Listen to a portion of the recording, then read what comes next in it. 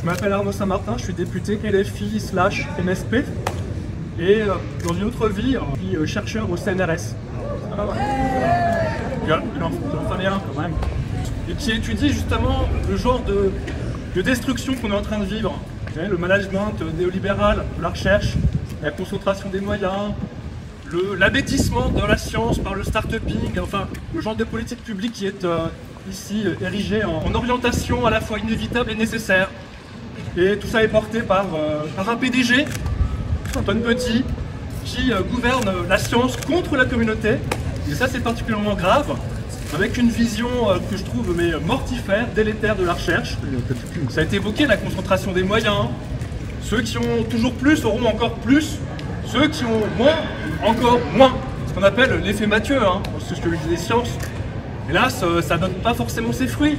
Ça engraisse toujours un peu plus une vision de la recherche qui est celle d'une recherche guidée par des profits de savoir au service de la connaissance pour le marché, ce qu'on appelle ici le service de la société, ce qui est un non-sens, tel qu'en tout cas c'est porté.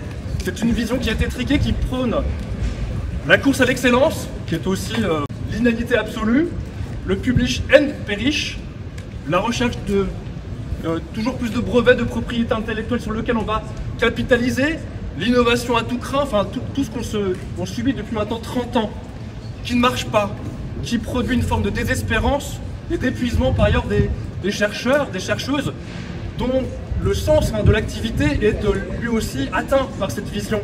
Et ça, je pense qu'il faut leur dire à quel point leur vision, elle est nulle. Nulle.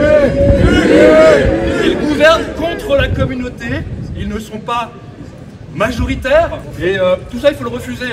Donc il faut freiner, se mettre en grève, se mobiliser, toute la communauté, pour leur dire à quel point ce qu'ils font est délétère, et pour reprendre la catégorie de Jean-Marie Maillard, c'est gravissime, vraiment gravissime, il faut le dire, et maintenant, on lâche rien, et comptez sur moi pour essayer de faire bouger les choses à l'Assemblée, enfin ce qu'il en reste.